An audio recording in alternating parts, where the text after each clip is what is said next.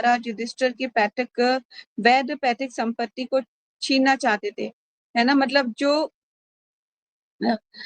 जो महाराज युधिष्ठिर की पैतृक संपत्ति को छीनना चाहते थे, उन शत्रु का वध करने के बाद महानतम धर्मात्मा युधिष्ठिर ने अपने भाइयों की सहायता से अपनी प्रजा पर किस प्रकार शासन चलाया। निश्चित ही वे अपने साम्राज्य का उपभोग मुक्त होकर अनियंत्रित चेतना से नहीं कर सके। ठीक है, तो मतलब एक कैसे इन्होंने संभाला राज्य को, उस पर जो है शौनक आदि ऋषि सूत गोस्वामी जी से जो है क्या कर रहे हैं, क्वेश्चन कर रहे हैं। ठीक है, तो क्या आंसर दे रहे हैं सूत गोस्वामी ने? आंसर दिया, विश्व के पालन करता भगवान श्री कृष्ण महाराज युधिष्ठिर को उनके साम्राज्य में पुनः स्थापित करके एवं क्रोध की दावाग्नि से विनष्ट हुए कुरुवंश को पुनः जीवित करके अत्यंत प्रसन्न हुए। ठीक है, तो श्लोकास नंबर 3 हम करते हैं। और यहाँ पे हमने कुछ महत्वपूर्ण चीजों को भी पढ़ा था, जिसमें क्या था, गंधारी और पतिव्रता स्त्री के बारे में भी हमने कल जिक्र किया था। बहुत इंपॉर्टेंट है ये, है ना, एक आप लोग के लिए लर्निंग है। फ्यूचर में आप लोग जाके गृहस्थ आश्रम में जाएंगे तो कैसे जीना है, कैसे रखना है उसके लिए। तो आज ही इसी कॉन्टेक्स्ट पे ना मुझसे किसी ने क्वेश्चन किया था कि कल की क्लास में आपने बोला कि हम अपना बर्थडे भी नहीं मना पाएंगे अपनी शादी के बाद, ऐसे कैसे? तो मैंने उसको आंसर दिया, 1 second, think someone is calling me. 1 second.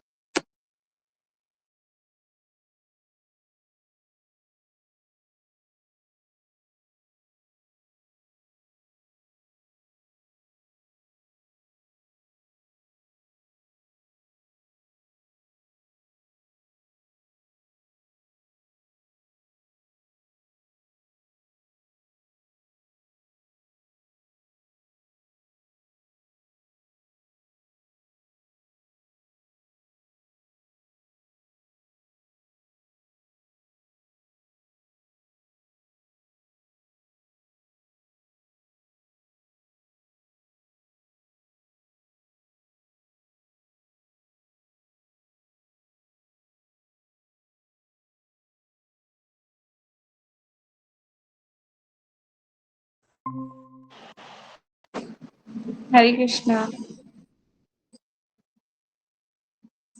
Yes, तो मैं बता रही थी आप लोगों को कि किसी ने मुझसे पूछा कि क्या हम ऐसे नहीं कर पाएंगे, हमारे शादी के बाद अपना बर्थडे भी नहीं मना सकते?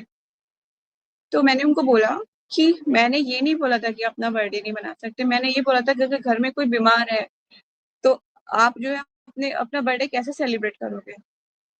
घर में कोई दुखी है, परेशान है, मतलब वो फिजिकल ठीक नहीं है, फिजिकली प्रॉब्लम है उसको, तो आप कैसे बोलोगे कि मेरा बर्थडे है, आज मेरा बर्थडे है?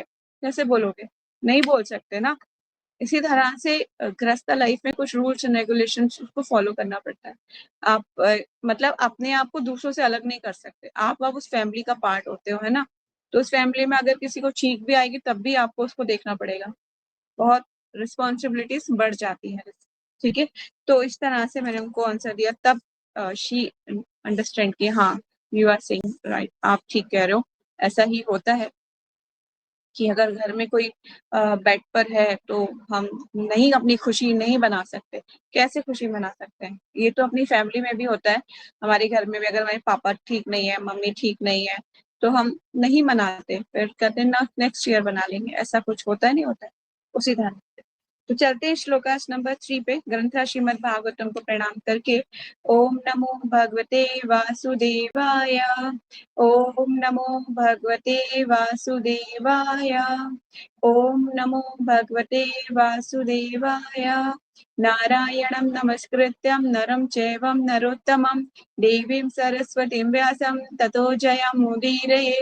नष्टप्रायेषु अभद्रेषु नित्यं भागवतं सेवया भगवती उत्तमं श्लोके भक्तिर्भवती नष्ट की। ग्रंथराज श्रीमद् भागवतम की जय।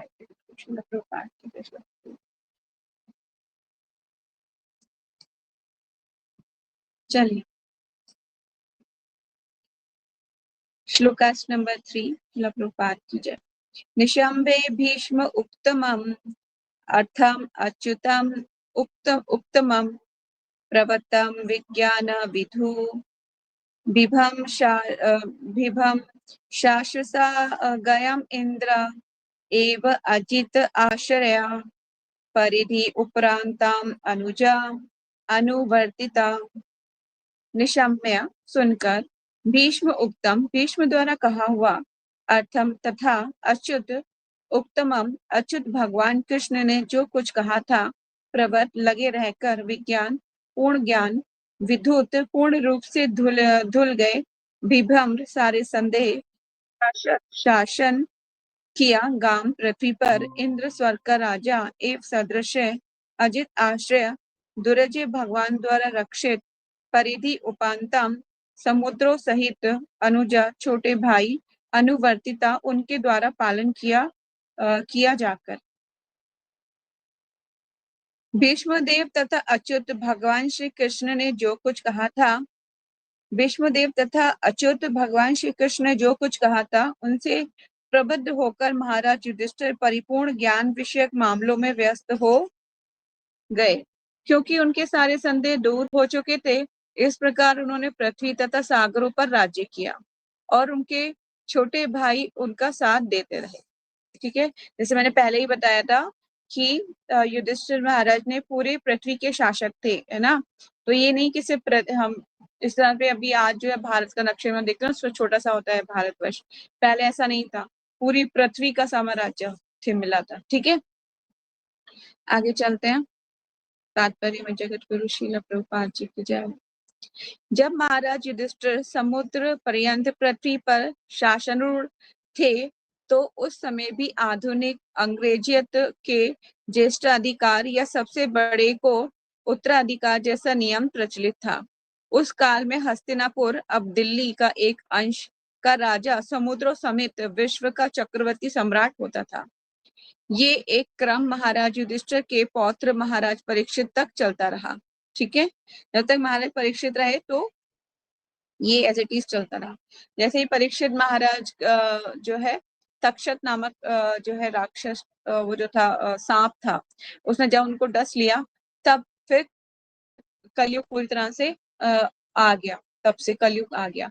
और फिर जो है जो पूरा पृथ्वी है इसको अलग अलग कॉन्टिनेंट में बंटती गई, इधर अलग हो गई, उधर अलग हो गई, फिर भारतवर्ष में छोटा सा बन के रह गया, फिर उस भारतवर्ष में भी पाकिस्तान अलग, ये अलग, बांग्लादेश अलग, ये सब कुछ अलग होता गया।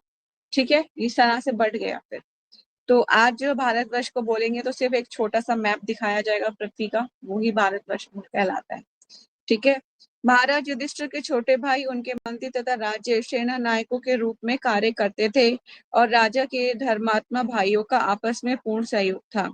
महाराज युधिष्ठिर पृथ्वी के साम्राज्य पर शासन करने के लिए आदर्श राजा या भगवान श्री कृष्ण के आदर्श प्रतिनिधि थे और उनकी तुलना स्वर्ग के प्रतिनिधि राजा शासक राजा इंद्र से की जा सकती थी। जिस प्रकार इंद्र, चंद्र, सूर्य, वरुण तथा वायु जैसे देवता ब्रह्मांड के विभिन्न ग्रहों के प्रतिनिधि राजा हैं, उसी प्रकार महाराज युधिष्ठिर भी पृथ्वी के साम्राज्यक शासन चलाने वाले प्रतिनिधि राजा थे।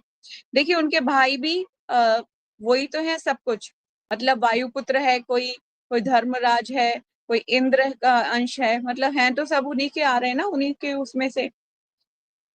क्योंकि कुंती महारानी ने क्या किया था, नहीं देवताओं का आह्वान करके पुत्रों की प्राप्ति करी थी ना, आपको पता ही है स्टोरी लाइन।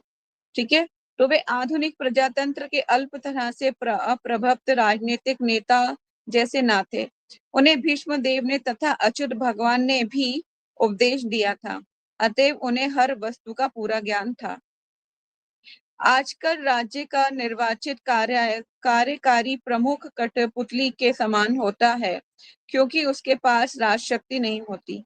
यदि वे महाराज युधिष्ठिर की तरह प्रबुद्ध भी होता, तो भी वे अपनी संवैधानिक स्थिति के कारण अपनी इच्छा से कुछ नहीं कर सकता। इसीलिए वैचारिक विषमताओं का खुद के स्वार्थों के कारण पृथ्वी के अनेक राज्य परस्पर लड़ रहे थे। लेकिन महाराज युधिष्ठिर जैसे राजा के पास अपनी खुद की विचारधारा नहीं थी। उन्होंने भी अच्युत भगवान तथा भगवान के प्रतिनिधि एवं प्रामाणिक दूत भीष्मदेव के उपदेशों का अनुगमन करना होता था। शास्त्रों का उपदेश है कि मनुष्य को चाहिए कि वे किसी व्यक्तिगत स्वार्थ, यहाँ पे आप इसको हाइलाइट कर लीजिए शास्त्रों के उपदेश से। शास्त्रों का उपदेश है कि मनुष्य को चाहिए कि वे किसी व्यक्तिगत स्वार्थ तथा स्वनिर्मित विचारधारा के बिना परम प्रमाण तथा अच्युत भगवान का अनुगमन करे। इसीलिए महाराज युधिष्ठिर महासागरों सहित सारे संसार का पर शासन कर सके, क्योंकि जो नियम थे वे अमोघ थे और वैश्विक रूप से सबों पर समान रूप से लागू होते थे। एक ही विश्व राज्य की कल्पना तभी पूरी हो सकती है जब हम अच्युत अधिकारी का अनुगमन करें। एक अपूर्ण मानव ऐसी विचारधारा का सृजन नहीं कर सकता जो सबके लिए स्वीकार्य हो। केवल पूर्ण तथा अच्युत पुरुष ही ऐसा कार्यक्रम बना सकता है जो प्रत्येक स्थान पर लागू होता हो और इसका पालन संसार के सारे लोग द्वारा हो सके। शासन चलाने वाला तो व्यक्ति होता है, निराकार सरकार नहीं। यदि व्यक्ति पूर्ण है तो सरकार भी पूर्ण है, यदि व्यक्ति मूर्ख है तो सरकार भी मूर्खों का घर है। यही प्रकृति का नियम है। अयोग्य राजाओं तथा प्रशासकों के संबंध में अनेक कथाएं हैं। अतः किसी अधिकारी प्रमुख को महाराज युधिष्ठिर जैसा प्रशिक्षित व्यक्ति होना चाहिए और विश्व भर शासन चलाने के लिए उसके पास पूरी राज सत्ता होनी चाहिए। विश्व राज्य की कल्पना महाराज युधिष्ठिर जैसा पूर्ण राजा के कार्यकाल में ही साकार हो सकती थी साकार हो सकती है। उन दिनों संसार सुखी था क्योंकि विश्व में महाराज युधिष्ठिर जैसे राजा शासन चलाते थे। तो कि क्या होता था कि राजा जो था, अब इन्होंने महाराज युधिष्ठिर जो थे, ये पांचों पांडव है ना, पांचों पांडव थे, इन्होंने क्या किया, एक राजसूय यज्ञ किया। यज्ञ उसमें एक घोड़ा, जैसे हमने पढ़ा था कि घोड़ा होता है, उस घोड़े को छोड़ दिया जाता है ना। वो घोड़ा स्वतंत्र होकर विचरण करता है, वो जिस भी राज्य में जाएगा उस राज्य की जो राजा होगा उसको स्वीकार करना पड़ेगा, उनकी सत्ता को, जिस राजा का वो घोड़ा है। ठीक है, अगर वो नहीं स्वीकार करेगा तो उसे युद्ध करना पड़ेगा। ठीक है, लेकिन राजाओं ने स्वीकार किया महाराज युधिष्ठिर के मतलब शासक को, उनके शासन को स्वीकार किया। क्यों? क्योंकि वो जानते थे अगर हमने इनसे पंगा मोल लिया तो हम क्या होगा, हम मारे जाएंगे। क्योंकि इनके पास, जो इनके पांचों पांडव है, इनके पास अनेक दिव्य अस्त्र हैं और इनका जो एक भाई अर्जुन, वो तो परम योद्धा है ना। तो उन्होंने सबने सरेंडर कर दिया, सारे राजाओं ने उनपे सब अपने हथियार डाल दिए, सरेंडर कर दिया। और सब लोग क्या करते थे कि जैसे ही कुछ जैसे ही वो घोड़ा जिस राज्य में जाता था तो अर्जुन साथ में जाते थे। अर्जुन ने क्या किया कि सब राज्यों से कुछ कुछ धन को इकट्ठा किया कि आप जो मतलब कि जिस राज्य में घोड़ा जाता था उस राज्य का जो राजा होता था वो मतलब उनके शासन को स्वीकार करता था और बदले में कुछ धन वगैरह देता था, धन दे दिया कि हम आज से आपके अधीन हैं। ठीक है, तो अब वो हर जगह राज्य से जो धन एकत्रित करके अर्जुन लाते थे, इसलिए उनका एक नाम क्या है, धनंजय भी कहा जाता है। ठीक है, हर राज्य से उन्होंने धन का संचय करा, लेके आए, तो उन्हें एक नाम उनका धनंजय भी है। ठीक है, तो नेक्स्ट श्लोक का नंबर 4 जयश्री पढ़ोगे।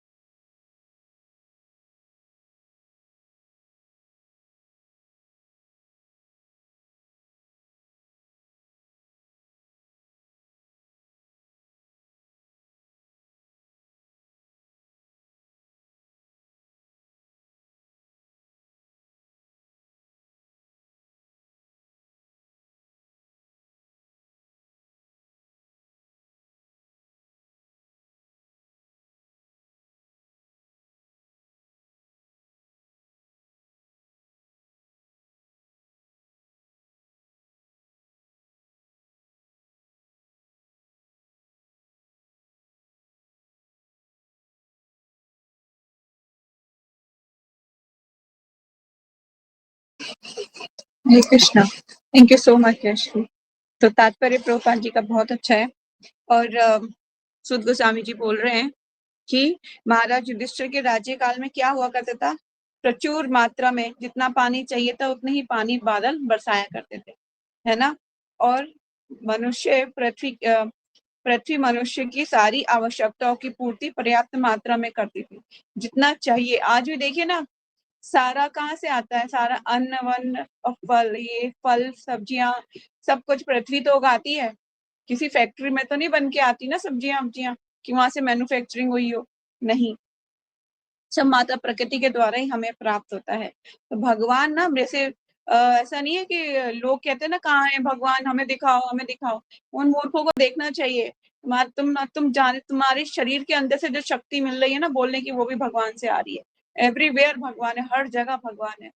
भगवान चाहे ना तुम्हारी से शक्ति कुछ सेकंड्स में ही छीन सकते हैं। तुम जो खा रहे हो पी रहे हो, तुम्हारे शरीर में तुम खाते तो अन्न हो, अच्छा साफ सुथरा खाते हो, और वो शरीर के द्वारा परिवर्तित होके, उसका रूप परिवर्तित होके मल के रूप में बाहर आता है। कहाँ से आता है, कौन करता है, सारी मशीनरी कैसे काम कर रही है शरीर की। यहाँ तक कि डॉक्टर भी पूरी तरह से ये नहीं जान पाए कि हमारा शरीर कैसे काम करता है, वो भी सिर्फ अनुमान लगा सकते हैं। ठीक है, वो भी नहीं जान सकते कि कैसे काम करता है। इसलिए अलग अलग प्रवृत्ति के लोग हैं, अलग अलग है। इसीलिए बहुत इंपॉर्टेंट है कि ये जानना कि भगवान सब जगह है, सर्वव्यापी है भगवान। ठीक है। तो यस, तो यहाँ पर बोल रहे हैं कि वो सारी आवश्यकताओं की पूर्ति करती थी। दूध से भरे थनों वाली एक प्रसन्नचित्त वाली गायें अपने दूध से चारागाहों को सिक्त करती थी। मतलब उनके दूध इतने भरे रहते थे गायों के, क्योंकि वो अच्छा अनाज खाती थी, है ना। अच्छे से उनको रखा जाता था, पूजा की जाती थी।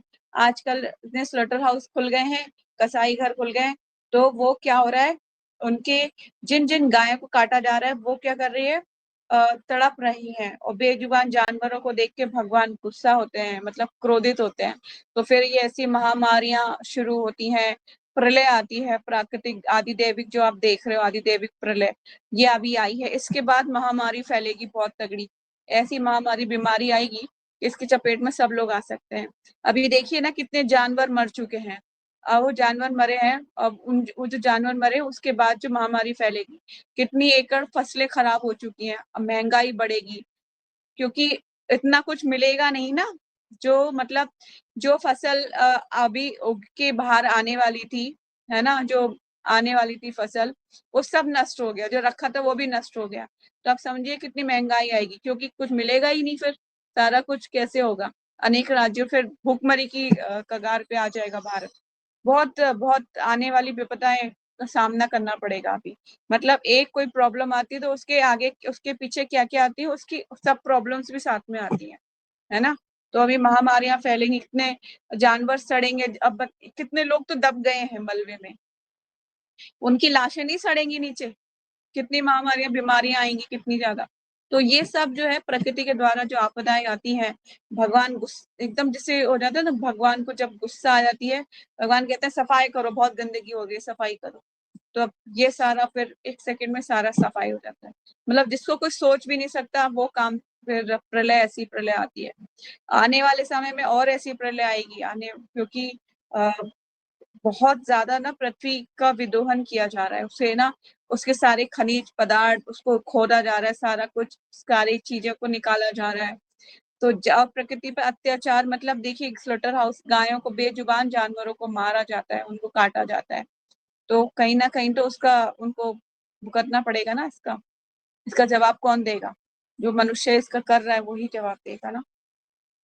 तो इस तरह से ये सारे लोग जो है भगवान के द्वारा मृत्यु के मुंह में समा जाएंगे। मृत्यु भी भगवान, काल शक्ति भी भगवान की क्या है, एक शक्ति है, जो उसके मुंह में, काल के मुंह में सब समा जाते हैं। ठीक है, तो यहाँ पर बहुत इंपॉर्टेंट बात बोल रहे हैं प्रभुपाद जी। आर्थिक विकास का मूल सिद्धांत क्या था? भूमि तथा गायों पर केंद्रित है। अन्न, फल, दूध, खनिज, वस्त्र, ईंधन इत्यादि मानव समाज की आवश्यकताएं हैं।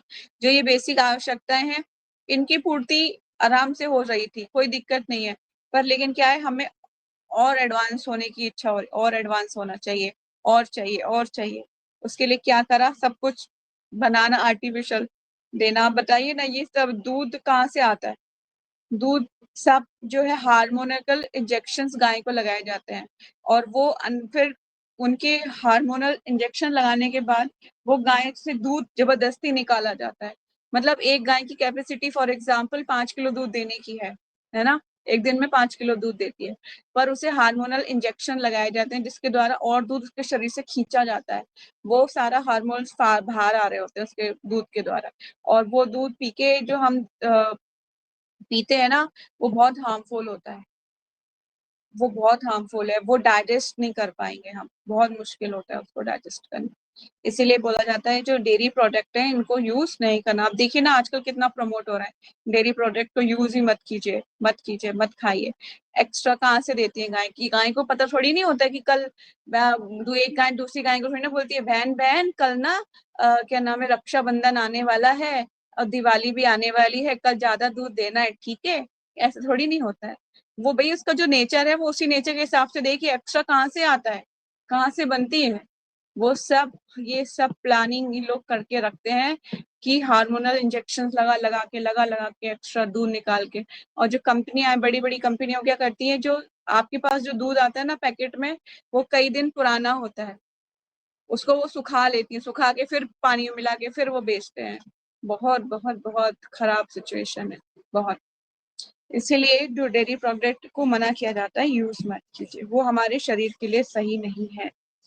ठीक है, तो तात्पर्य में एक राजा को कैसा होना चाहिए उसके बारे में भी प्रभुपाद जी ने बताने का प्रयास किया है, और आधुनिक सभ्यता के बारे में प्रभुपाद जी बता रहे हैं, और भगवान के बारे में बता रहे हैं कि भगवत गीता में कहा गया है कि भगवान बोले कि मैं बीज दाता पिता हूँ। ये सही बात है, भगवान पिता है, सब कुछ प्रोवाइड करते हैं। एक तो जैसे उन्हें पहले बताया था कि ब्रह्मा जी क्रिएटर है ना, वो सब क्रिएट करते हैं, और भगवान पालन करता है, भगवान विष्णु पालन करते हैं, सब कुछ खाने के लिए प्रोवाइड करते हैं। और पृथ्वी माँ है ना, जैसे ही वो पृथ्वी पर दृष्टिपात करते हैं तो पृथ्वी जो है अन्न फल जो भी चाहिए सब कुछ प्रदान करती है, पर हम क्या करते हैं, उसको ही विदोहन कर सकते हैं। मतलब कि आप सोचोगे कि मतलब जी कैसे, देखिए जितनी लैंड है हमारे पास, हमने फैक्ट्रियां लगाना शुरू कर दिया हमने, और पृथ्वी अन्न फल और जो भी उगा रही थी उस, कहाँ अब इतना ज्यादा, अब किसी किसान से पूछोगे ना आप जाके कि आज से 10 साल पहले क्या आप जितना अन्न पैदा कर पाते थे, क्या उतना पैदा कर पा रहे हो अब? तो कहेगा नहीं, उसका 50% भी नहीं हो पाता है। मतलब अब हमें बहुत सारे केमिकल्स, बहुत सारी दवाई, खाद वगैरह इतना भर भर के डालना पड़ता है, और उसके बाद फसल आधे से ज्यादा कभी कभी खराब हो जाती है। कहने का मतलब ये है कि आधे से ज्यादा चीजें जो है हमको डिपेंड किया जा रहा है किस पे? आर्टिफिशियल चीजों पे डिपेंड किया जा रहा है, कि आर्टिफिशियली डिपेंड हो रहे हैं हम हर चीज पे।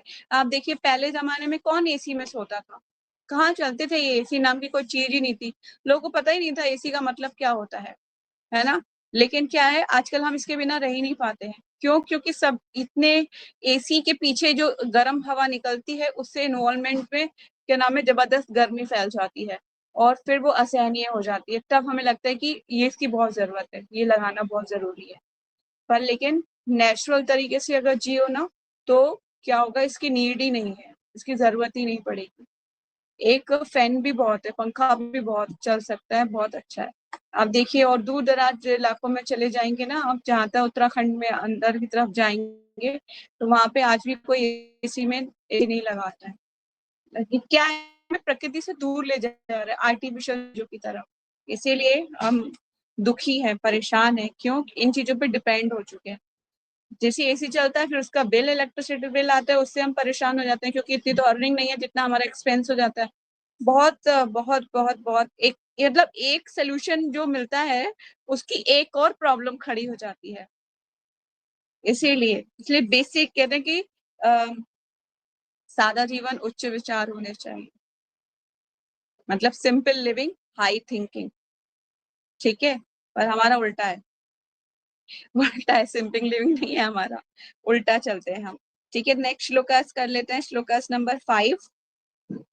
नाद्र समुद्र गिराया गिराया सवन स्पतिः विरुद्धा फलन्ति फलन्ति औषधया सर्वं कामम् अनुवृतं तस्य वे। शब्दार्थ: नाद नदियां, समुद्र समुद्र, गिराया पहाड़, स वनस्पति वनस्पतियां, विरुद्ध लताएं, फलंती सक्रिय कारागर, औषधया दवाएं, सर्व समस्त कामम आवश्यकताएं, अनुव्रतु मौसमी तस्य राजा के लिए वे निश्चय ही। हरे कृष्ण। प्रत्येक ऋतु में नदियां, समुद्र, पर्वत, जंगल, लताएं तथा कारागर औषधियां प्रचुर मात्रा में राजा को अपना अपना कर चुकता करती थी। ठीक है, तात्पर्य में चलते हैं। महाराज युधिष्ठिर अजित के संरक्षण में थे। अजित मतलब भगवान के संरक्षण में थे, जैसे पहले उल्लेख हो चुका है। अतः भगवान की संपत्ति, अर्थात क्या क्या संपत्ति भगवान की, नदियां, समुद्र, पर्वत, जंगल आदि प्रसन्न थे। जंगल, पर्वत भी बताए, पर्वत भी एक प्रकार की योनि होती है, आपको पता है। पर्वत एक प्रकार की योनि है। पूर्व काल में पर्वत भी उड़ा करते थे, है ना। तो एक ऋषि ने उन्हें श्राप दे दिया था, क्योंकि कोई भी पर्वत उड़ के कहीं भी जा रहा था तो उन्हें बड़ी घबराहट होती थी, अगर ये गिर गया हमारे पर तो हमारा मतलब कचूमड़ ही निकल जाएगा। तो ऋषि ने उन्हें श्राप दे दिया कि तुम जो है, तुम्हारे पंख कट जाएं। तो फिर उनके पंख सारे कट जाते, तो वो जहाँ पे उड़ रहे होते थे वहीं पे स्थापित हो गए।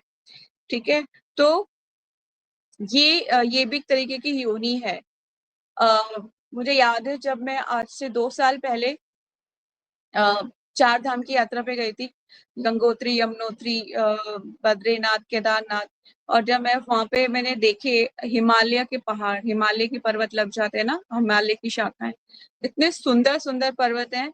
और देख के ना, मतलब ऐसे देखते ही रहोगे आप उनको, आप अपनी मतलब आंखें ब्लिंक भी नहीं करोगे, इतने सुंदर।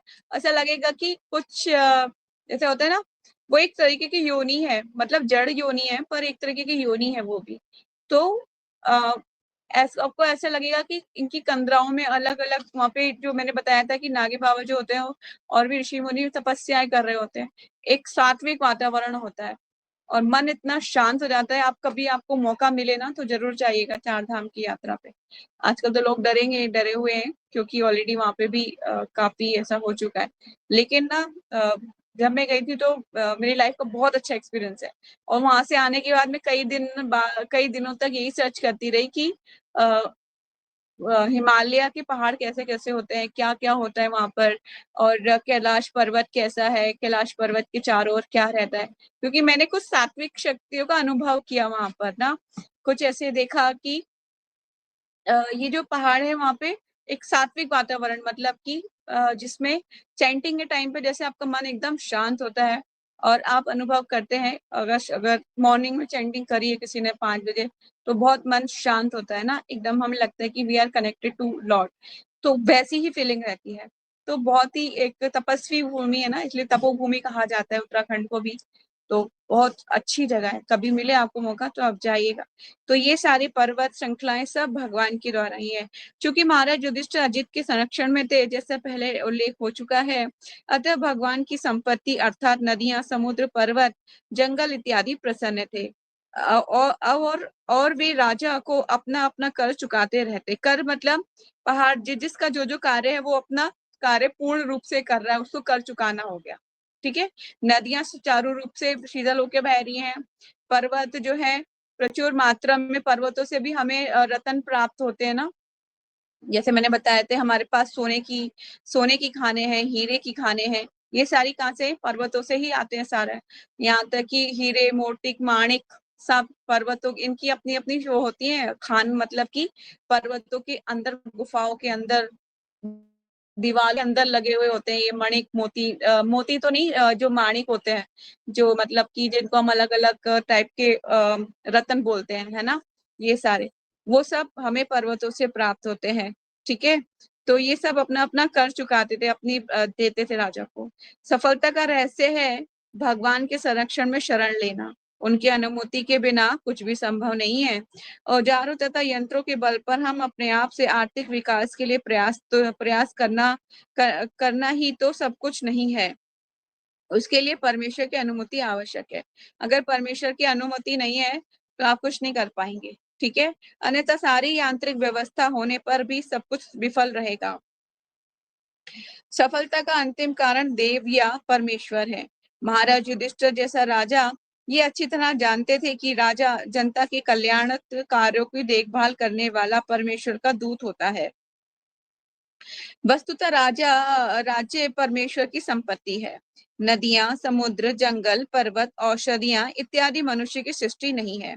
आज भी हिमालय के पर्वतों पर कुछ ऐसी औषधियां पाई जाती हैं जो है हमारे जीवन के लिए अत्यंत लाभप्रद है। जैसे कि आज भी बोला जाता है, संजीवनी नाम की भी एक जड़ी बूटी पाई जाती है।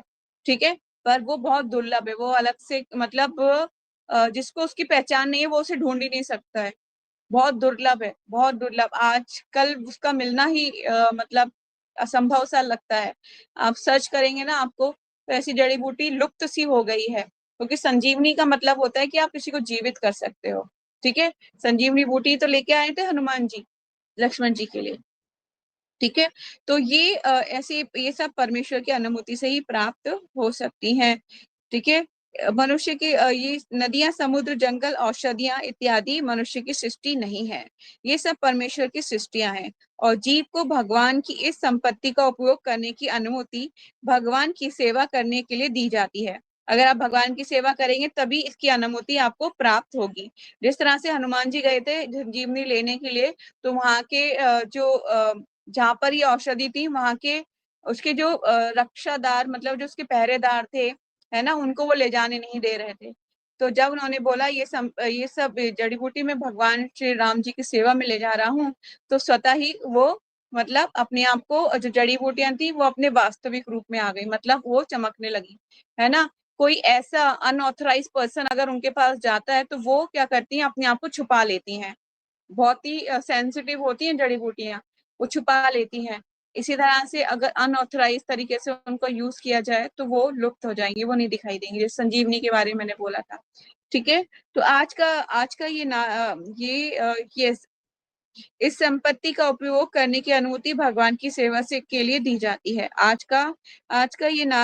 आज का नारा यह है कि प्रत्येक वस्तु जनता के लिए है, अतः सरकार जनता द्वारा जनता के लिए। लेकिन इस समय ईश्वर चेतना तथा मानव जीवन की पूर्णता के आधार पर कई नई तरह की मानवता अर्थात ईश्वरीय साम्यवाद की विचारधारा उत्पन्न करने के लिए संसार को महाराज युधिष्ठिर अथवा परीक्षित जैसे राजाओं के पदचिन्हों का अनुसरण करना होगा।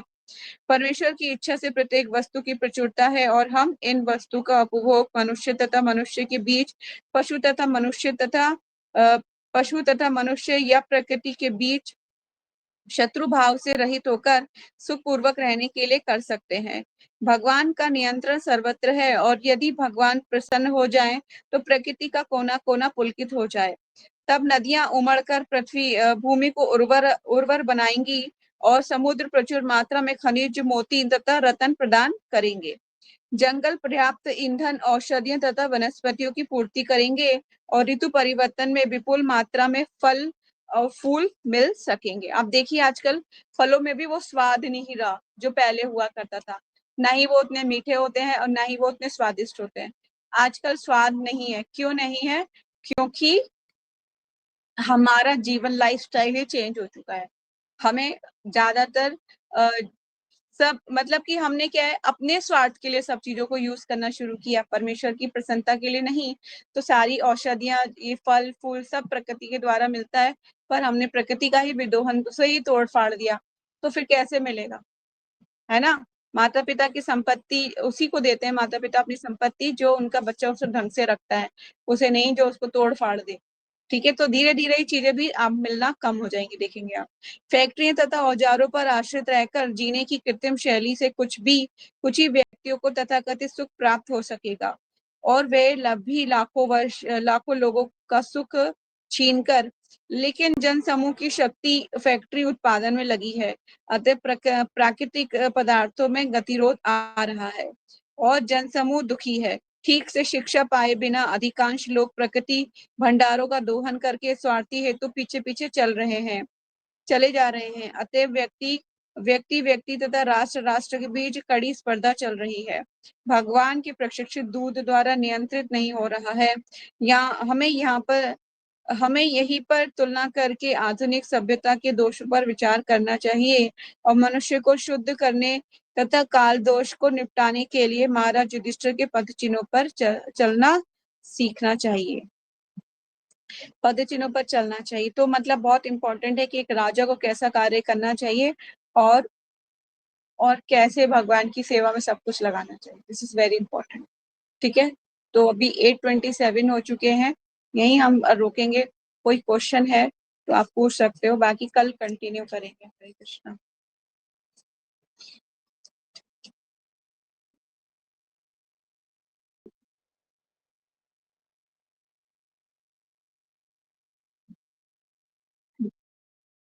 नहीं, बिल्कुल नहीं, बिल्कुल नहीं होता था, क्योंकि ये फैक्ट्रियां इसकी जरूरत ही नहीं पड़ती थी, है ना। गायें, प्रचुर मात्रा में गायें होती थी और गाय से फिर पृथ्वी, उसी गाय के गोबर से पूरा खाद बना के पूरा पृथ्वी को मतलब उसको वो किया जाता, फसल वगैरह उगाई जाती थी। तो ऐसा कुछ आर्टिफिशियली करता था, जो मतलब दोहन टाइप की तोड़ फोड़, मतलब जैसे फैक्ट्रियां लगना, जैसे अब फैक्ट्रीज लग गई हैं। मतलब आधुनिक समाज जितना एडवांस बनता जा रहा है ना, उतने ही फिर ये प्राकृतिक आपदाएं आएंगी। कितना मतलब आप तोड़ोगे फोड़ोगे, कितना नुकसान पहुंचाओगे। भगवान देख रहे हैं ना सब कुछ, इसलिए सफाया तो होगा, सफाई होगी, और कुछ ही भक्त बचेंगे, भगवान के भक्ति बचेंगे और कोई बचेगा नहीं। सब सफाई हो जाएगी पूरी पृथ्वी की। भगवान चाहे तो सेकंड्स में सारा कुछ खत्म कर दें, उनको बिल्कुल टाइम नहीं लगेगा। तो पहले ऐसा नहीं हुआ करता था, पर आजकल बढ़ता ही जा रहा है, बढ़ता ही जा रहा है। ठीक है, मुझे तो लगता है कि आगे जाके और ऐसा चीजें अभी आएंगे, जैसे मैंने बोला ना, महामारी। महामारी तो फैलेगी। जितने लोग उस मलबे में दब गए और फिर उनकी डेड बॉडियां सड़ेंगी, उससे महामारी फैलेगी और उस महामारी की चपेट में जो भी आएगा वो अफेक्टेड होगा। फिर उसके लिए भी वैक्सीन बनाई जाएगी, जिस तरह से कोरोना के लिए वैक्सीन बनाई गई। तो मतलब इस तरह से बहुत बहुत खराब सिचुएशन आई। और महामारी के बाद फिर महंगाई हो जाएगी। हमें सब्जियां, जो जहाँ तक है अन्न वगैरह, फल, अन्न जो होता है, जहाँ तक हमें पंजाब से ही प्राप्त होता था, है ना। वो सारा कुछ वहां से बन के जो है फसलें वसले, अन्न है, गेहूं है, और सब वहीं से आता था। अब वहां पर सब कुछ प्लेन हो चुका है, वहां से तो कुछ भी नहीं मिलेगा अभी। तो नहीं मिलेगा तो फिर गवर्नमेंट उसको एक्सपोर्ट करने की कोशिश करेगी और महंगाई बढ़ जाएगी, है ना। तो इस तरह से और आने वाला समय डिफिकल्ट हो जाएगा। इसलिए मैं तो ये मानती हूँ कि जितना हो सके ना, हमें अपनी आवश्यकताओं पे कंट्रोल करना चाहिए, आवश्यकताओं को लिमिट में रखना चाहिए। जो इंसान अपनी आवश्यकताएं बढ़ाएगा, फिर उसको पूरा करने के लिए उसको और संघर्ष करना पड़ेगा। और पैसा चाहिए और पैसा चाहिए। जो लिमिटेड रखेगा अपनी आवश्यकताओं को, उसका क्या होगा कि वो उसमें संतुष्ट रह पाएगा। मेरा तो ये सोच है कि एसीज वगैरह होने ही नहीं चाहिए, एसी लगाना ही नहीं चाहिए। कूलर से ही काम चल सकता है, अगर ज्यादा भी होता है तो कूलर भी उतना ही काम कर सकते हैं। छोटे में भी रह सकता है इंसान, ऐसी बात नहीं है। बशर्त क्या है कि उसको सहन करना आना चाहिए, तो गर्मी सर्दी को सहन कर सके। पर आजकल हम इतने सॉफ्ट हो गए हैं कि हमें, मैंने देखा बहुत से लोग ऐसे हैं कि जरा सा वो स्टेयर्स, थोड़ा सा स्टेयर्स भी चल लेना पसीने पसीने आ जाते हैं, ऐसा हो जाता है, उनकी हालत बुरी हो जाती है। क्यों? बड़े हम नाजुकों में पले हैं, नाजुकों में, नाजुक थे। हार्ड होना चाहिए, हार्ड। जो इंसान ना, मतलब जिसने कभी आ, वो नहीं देखा, मतलब कि कभी मेहनत नहीं करी ना, तो उसके लिए बड़ा ही मुश्किल है सरवाइव करना सिचुएशन। इसलिए माता पिता बड़े लाजों से, बड़े प्यार से पालते हैं अपनी संतान को। लेकिन वो माता पिता बहुत अच्छे होते हैं जो अपने बच्चों को ना कठोर बनाते हैं, उनको हार्ड बनाते हैं, है ना। इसलिए माता पिता को ये चाहिए कि अपने बच्चों को हार्ड, कठोर बनाए। कठोर से मतलब ये नहीं कि उनका हृदय कठोर कर दें, उनका मतलब ये कि काम दे उन्हें करने के लिए, घर के सारे काम, बाहर के काम, ये काम वो काम। मतलब घर में जितना भी गार्डनिंग करनी है तो उन्हें सारी गार्डनिंग आनी चाहिए, सफाई करनी है तो सारी सफाई आनी चाहिए। कुछ भी काम है उनको पूरे तरीके से सारा काम आना चाहिए, हर सिचुएशन में जीना आना चाहिए। अगर उनको 100 रुपए दिए जाए मार्केट में खर्च करने के लिए, तो मार्केट में कम से कम 80 रुपए खर्च करे तो 20 रुपए वापस लेके आना चाहिए। तो मेरी मम्मा यही बोलती थी कि मैं तुम्हें 500 रुपए दे रही हूँ, ठीक है, अब तुम्हें ये सामान लेके आना है। पर मैं क्या करती थी, सारा सामान भी ले आती थी और उसमें से कुछ पैसे बचा के भी ले आया करती। तो मैं हमेशा, मेरी मम्मी बहुत खुश होती थी कि हाँ तुम घर चला सकती हो अच्छे से। कहने मतलब ये कि आप सब कुछ कैसे मैनेज करोगे, ये आपके ऊपर डिपेंड करता है, आप पे डिपेंड करता है ना। कुछ लोग होते हैं कि मम्मा ने अगर 100 रुपए दिए तो वो 100 रुपए भी खर्च हो गए, प्लस उधार भी कर आए, मम्मी कल अंकल को पैसे देना है जाके। ऐसा बहुत स्मार्ट रहना चाहिए, कैसा करना है, घर कैसे चलाना है, इट्स वेरी इंपॉर्टेंट। ठीक है, बहुत होशियार होती है मम्मियाँ। पहले की ना मम्मियाँ जो होती थी, वो इतनी होशियार होती थी कि कैसे घर चलाना है। अगर घर में फॉर एग्जाम्पल कि अगर कोई डिब्बा ऐसा आया है जिस डिब्बे को भी नहीं फेंकना, पुराना कोई डिब्बा है उसको भी नहीं फेंकना, वो भी काम आएगा। इस तरह से भी घर चलाया जा सकता था। यहाँ तक कि बहुत बहुत मतलब इतना ज्यादा मैनेज करना हर चीज को, कोई भी चीज खराब नहीं होनी चाहिए। दूध फट जाएगा तो उसका पनीर बनाओ, है ना, पनीर बना के उसको यूज करो, नहीं फेंकना नहीं कभी भी। टमाटर है उसको कैसे, उसको मतलब अगर कभी ऐसा होता है ना कि तो टमाटर सॉफ्ट हो जाए तो उसकी चटनी बना के रख लो।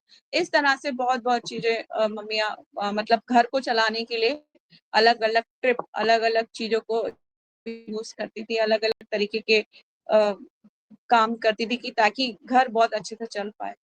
बहुत होशियार। मेरी मम्मा तो कभी कभी हेयर ऑयल भी, हमारा कभी तेल वेला होता था ना तो मम्मी वो तेल भी घर पे बना लेती थी।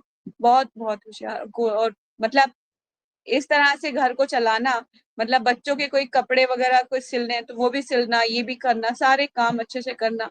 घर मैं बताती हूँ, मेरे बचपन में मेरी मम्मा ने कभी भी डोमेस्टिक हेल्प नहीं रखा, कभी भी डोमेस्टिक हेल्प नहीं। हम अपने घर में झाड़ू पोछा बर्तन कपड़े सब हम खुद ही धोते थे। और मुझे कपड़े धोने का बहुत शौक था, सफाई का। झाड़ू पोछा में बहुत अच्छे से, मेरे को शर्म नहीं है कहने में इस प्लेटफॉर्म पे भी कि मैंने सब काम किया है। झाड़ू पोछा बर्तन कपड़े डस्टिंग सब काम मैं खुद करती थी, आज भी मैं खुद कर सकती हूँ सब काम। पर क्या है कि अब प्रचार कार्य है, प्रचार कार्य करना है। तो प्रचार कार्य करने के लिए कभी कभी कुछ चीजें एक्सेप्ट की जाती हैं, है ना। कुछ सेवाएं करनी है, जैसे कि अगर कोई सेवा आप कर रहे हो तो आपको फिर कुछ और काम के लिए फिर टाइम नहीं मिलेगा, इसीलिए रखनी पड़ती है डोमेस्टिक हेल्प। अदरवाइज नहीं। मेरे बचपन में इसीलिए मम्मा ने कभी नहीं रखी, ताकि ये बच्चे कुछ सीखें, ये सॉफ्ट ना बन जाए। मैं सब काम, गार्डनिंग भी करती थी, अपना गार्डन भी संभालना, अपने कॉलेज भी जाना, सारे काम भी करना। मैंने बताया भी था शायद आप लोगों को, जयश्री को बताया था, ईशा को बताया। सारे काम करना, खुद खुद सारे काम। घर में ना आप कहीं पे भी हाथ लगा के देखोगे एक धूल का कण भी नहीं दिखता था, इतनी क्लीनिंगनेस। मुझे कपड़े धोने का बहुत शौक, वो भी हाथ से। नहीं, ये नहीं कि मैं, मशीन थी हमारे घर में, मशीन भी नहीं थी, वॉशिंग मशीन भी बाद में आई है, बाद में आई है। हाथ से कपड़े रगड़ रगड़ के धोना, नील लगा के सुखाना, फिर उन्हें प्रेस भी करना। कभी हमने प्रेस को भी नहीं देते थे, घर पे ही प्रेस करते थे। बहुत मतलब ये सारे काम खुद करते थे। मगर आजकल क्या है, बढ़ते जा रहे हैं सारे फैसिलिटीज, जितनी फैसिलिटीज बढ़ती जा रही है हम उतने ही डिपेंडेंट होते जा रहे हैं लोगों के ऊपर। ठीक है, तो मोस्ट ऑफ द टाइम हमें ये कोशिश करनी चाहिए कि हम जो है बाहर की चीजों पर डिपेंड रहने के बजाय घर की चीजों पर ज्यादा डिपेंड रहें। अपने घर के काम को खुद कोशिश करो अपने आप को करने की। ठीक है, और क्लीनिंगनेस तो बहुत इंपॉर्टेंट है। गर्ल्स को क्लीनिंगनेस और कुकिंग तो मस्ट आनी ही आनी चाहिए। ठीक है, जो ये नहीं कर सकता तो बड़ा ही मुश्किल है उसके लिए आगे सर्वाइव करना। तो आज यही वाइंड अप करेंगे, 6 मिनट ऊपर हो गया।